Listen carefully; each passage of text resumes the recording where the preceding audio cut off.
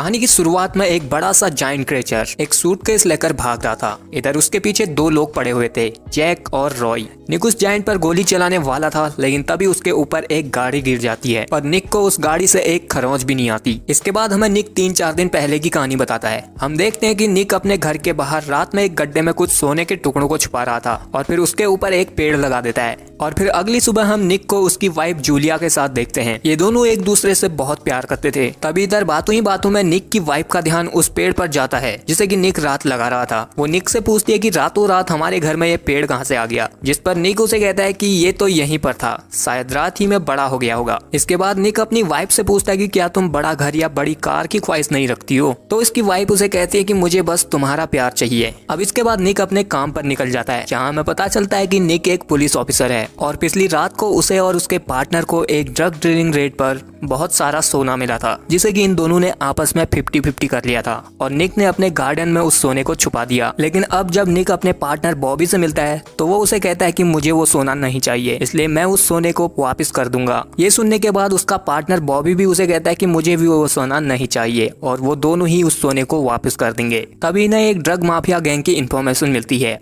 और फिर निक और बॉबी अपनी टीम के साथ उन्हें पकड़ने के लिए उस जगह पर पहुंच जाते हैं, जहां इनकी और उन गैंगस्टरों के बीच काफी सारी गोलीबारी चलती है। और इधर निक एक गैंगस्टर को पकड़ने के लिए उसके पीछे जाता है, पर तभी उसके पीछे से उसका पार्टनर बॉबी आता है। वो निक को कहता है कि मैं तुम्हें उस सोने को गवर्नमेंट को देने नहीं दूंगा। ऐसा कहकर वो उसे गोली मार देता है और निक उधर से नीचे गिर जाता है। पर थोड़ी देर बाद जब निक की आंख खुलती है तो अब उसके लिए टाइम फ्रीज हो चुका था। निक जब बाहर आकर देखता है तो उसे ऊपर एक वार्म होल दिखाई देता है, जिसके बाद वो उस वार्म होल की तरफ खींचा चला जाता है। अब वो इधर स्वर्ग में या नर्क में जाने वाला था, पर तभी उसे बीच में ही कोई खींच लेता है और अब निक RIPD यानी कि रेस्ट इन पीस डिपार्टमेंट में पहुंच गया था, जहां उसके सामने एक लेडी थी जो निक को बताते कि वो अब मर चुका है। और क्योंकि वो उनके इस रेस्ट इन पीस डिपार्टमेंट में काम करने के लायक हो सकता था, इसलिए वो लेडी उसे इस RIP डिपार्टमेंट में ज्वाइन होने का ऑफर देती है।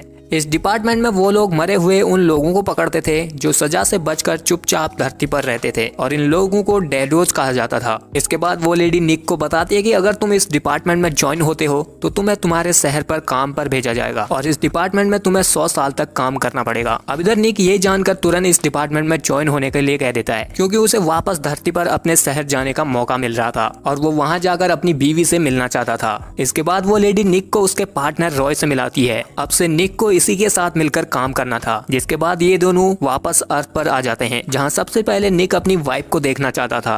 तो वो तुरंत अपने फ्यूनरल में जाता है, जहां उसकी वाइफ निक की मौत से बहुत दुखी थी। और फिर फ्यूनरल के बाद निक जूलिया से बात करने के लिए जाता है, पर जूलिया उसे पहचान नहीं पाती। निक उसे कहता है कि वो अब वापस आ गया है, पर सभी लोग उसे पागल समझकर पीछे धकेल देते हैं। अब ये जानने के लिए कि उसकी वाइफ जूलिया ने उसे पहचाना क्यों नहीं, वो रॉय के पास जाता है, जहां रॉय उसे बताता है कि जो भी लोग RIPD में ज्वाइन होते हैं उनकी ID बदल जाती है, यानी कि धरती पर वो लोग किसी दूसरे इंसान की तरह दिखेंगे। इधर रॉय तो एक ब्यूटीफुल हॉट लड़की की तरह दिखता था और निक एक चाइनीज बुड्ढे की तरह, जिस वजह से निक औरों को चाइना का उजड़ा हुआ बुड्ढा जैसा दिखता था। और उसके साथ इतनी हॉट बंदी को देखकर सबकी जल जाती थी। वो लोग सोचते थे कि बुड्ढे के मुंह में दांत नहीं, पेट में आंत नहीं, लेकिन लड़की कंटाप लेके घूम रहा है। इसके बाद रॉय निक को उसके मिशन पर ले जाता है, जहाँ रॉय उसे बताता है कि डेडोज को पहचानने का सिर्फ एक ही तरीका है कि उनके सामने तुम दलित दरों की तरह खाना खाओ तो वो लोग अपने असली रूप में आ जाते हैं और उन डेडोज से बहुत ही गंदी बदबू आती है। फिर ये दोनों सस्पेक्ट के पास आते हैं, जहाँ रॉय उससे पूछता है कि क्या तुम टैडो हो, तो वो आदमी उसे पहले तो मना कर देता है। और फिर जब रॉय उसके सामने गंदी तरह से खाने लगता है तो उस आदमी को इरिटेशन होने लगती है और वो एक टैडो में बदल जाता है। इसके बाद रॉय निक को उसे गिरफ्तार करने के लिए कहता है। निक जब उसे गिरफ्तार करने लगता है तो वो यहाँ से भागने लग जाता है, लेकिन फिर भी निक उसे पकड़ ही लेता है। पर जब वो टैडो इधर उल्टी कर रहा था तो उसके मुंह से सोने के कुछ टुकड़े निकल रहे थे। निक जब उन सोने के टुकड़ों को देखता है तो वो पूरी तरह से हैरान हो जाता है, क्योंकि वो सोने के टुकड़े बिल्कुल वैसे ही थे जैसे कि उसने अपने गार्डन में छुपाए थे। और फिर जब टैडो निक पर हमला करने वाला था तो रॉय उसे गोली मार देता है, जिसके बाद रॉय और निक के बीच थोड़ी बहुत कहासुनी होती है, क्योंकि निक उससे उस सोने के बारे में पूछना चाहता था, लेकिन रॉय ने उसे पहले ही मार दिया। इसलिए वो गुस्से में रॉय को भी एक ट्रक के आगे फेंक देता है, लेकिन रॉय को कुछ नहीं होता। अब इसके बाद ये दोनों RIPD में आ जाते हैं, जहाँ दोनों उस गोल्ड को जमा करा देते हैं। पर निक को शक था कि डेडोज इस सोने के साथ कुछ करने वाले हैं, इसलिए वो रॉय से कहता है कि उन्हें इस सोने के बारे में पता लगाना चाहिए। रॉय उसकी बात को मान जाता है और सोने के बारे में पता लगाने के लिए एक आदमी के पास ले जाता है, जहाँ वो आदमी जब उस सोने को देखता है तो वो उन्हें कहता है कि ये तो नकली है। लेकिन निक को लग रहा था कि वो उनसे झूठ बोल रहा है, इसलिए वो उस सोने के टुकड़े को उसी को दे जाता है और फिर बाहर आकर उसका इंतजार करता है। और फिर थोड़ी ही देर बाद वो आदमी अपने घर से बाहर निकलता है, वो उस सोने के टुकड़े को बॉबी को देता है। तो अब ये दोनों बॉबी का पीछा करने लग जाते हैं, लेकिन बॉबी निक के ही घर पर जा रहा था। वो यहाँ निक की वाइफ जूलिया से मिलके कहता है कि तुम्हारे हस्बैंड ने डिपार्टमेंट से छुपकर कुछ छुपाया था। तो जूलिया उसे कहती है कि हाल ही में उसने गार्डन में एक पेड़ लगाया था।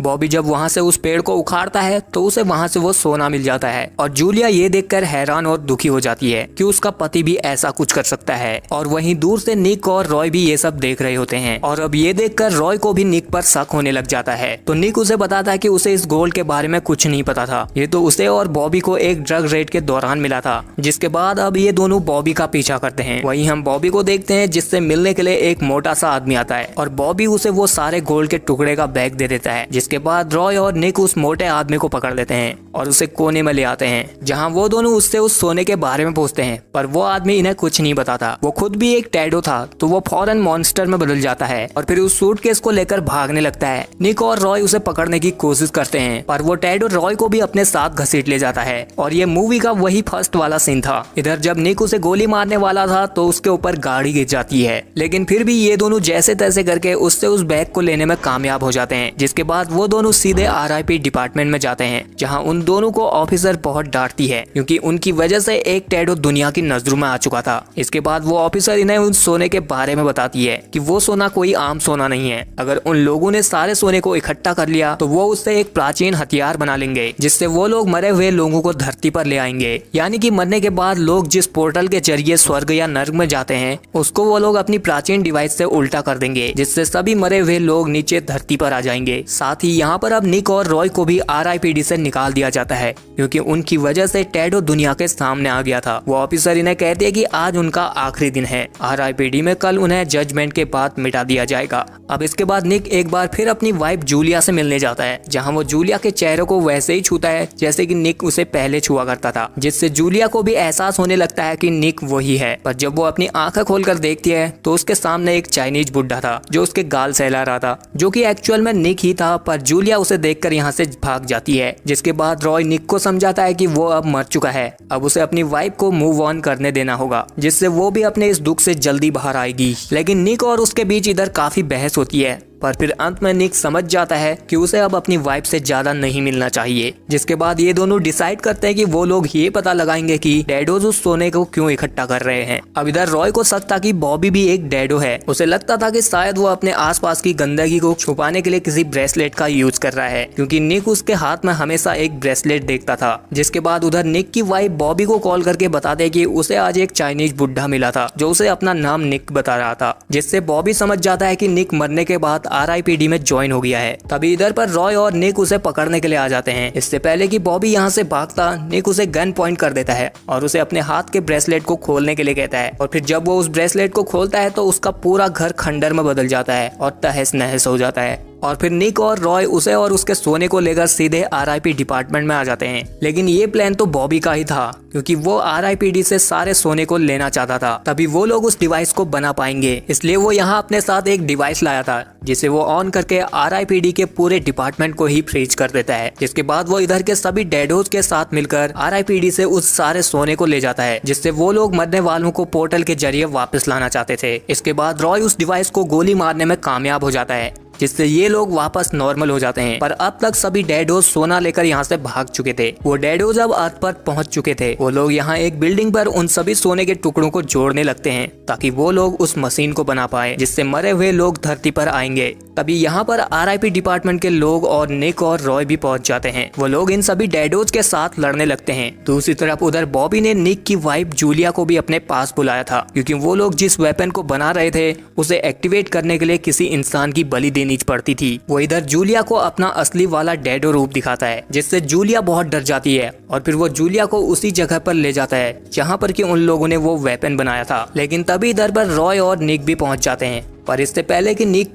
जूलिया को बचा पाता, बॉबी जूलिया के पेट में एक रॉड घुसा देता है और फिर वो मशीन उसके खून को अपनी तरफ खींचने लगती है और एक्टिवेट हो जाती है, जिससे अब वो सारे मरे हुए लोग हेल से धरती पर आना स्टार्ट हो जाते हैं। इधर निक और रॉय बाकी डैडोस को मार देते हैं और फिर रॉय उस मशीन को तोड़ने की कोशिश करता है और दूसरी तरफ निक बॉबी से लड़ रहा था। रॉय की काफी कोशिशों के बाद भी उससे उस सोने का वेपन नहीं टूटता, तो रॉय अब उसके ऊपर एक ट्रक को गिरा देता है, जिससे उस मशीन के सारे सोने के टुकड़े अलग हो जाते हैं और वो मरे हुए लोग भी वापस हेल में जाने लग जाते हैं। ये देखकर बॉबी पूरी तरह से शॉक्ड में था और जब वो पीछे मुड़कर देखता है तो निक अब उसे अपनी गन से शूट कर देता है, जिसके बाद निक अपनी वाइफ के पास जाता है। उसकी वाइफ जूलिया अब मरने की हालत में थी। वो अपने आखिरी टाइम पर निक को काफी अच्छे से देख पा रही थी। निक उसे कहता है कि तुम मर नहीं सकती, तुम्हें अपनी लाइफ में मूव ऑन करके जीना होगा। जिसके बाद जब जूलिया की आंख खुलती है तो वो अब हॉस्पिटल में थी, जैसे कि RIP डिपार्टमेंट की हेड ऑफिसर डॉक्टर के रूप में देख रही थी। और फिर वो निक से कहते हैं कि जूलिया अब खतरे से बाहर है, जिसके बाद वो निक और रॉय को उनकी गलती के लिए माफ कर देती है। साथ ही रॉय से कहती है कि उसे अब और 50 साल RIP डिपार्टमेंट में काम करना होगा। और फिर हम एंड में देखते हैं कि निक अपनी इस अर्थ वाली आईडी से खुश नहीं था, तो रॉय उसे एक नई आईडी देता है जो कि थी एक खेबड़ी लड़की की, जिसे देखकर तो निक का मूड और खराब हो जाता है। और फिर यहीं पर ये मूवी एंड हो जाती है। सो आई होप यू गाइस कि आप लोगों को ये वीडियो पसंद आया होगा। पसंद आया तो इस वीडियो को लाइक शेयर के साथ हमारे चैनल को कर लीजिए सब्सक्राइब।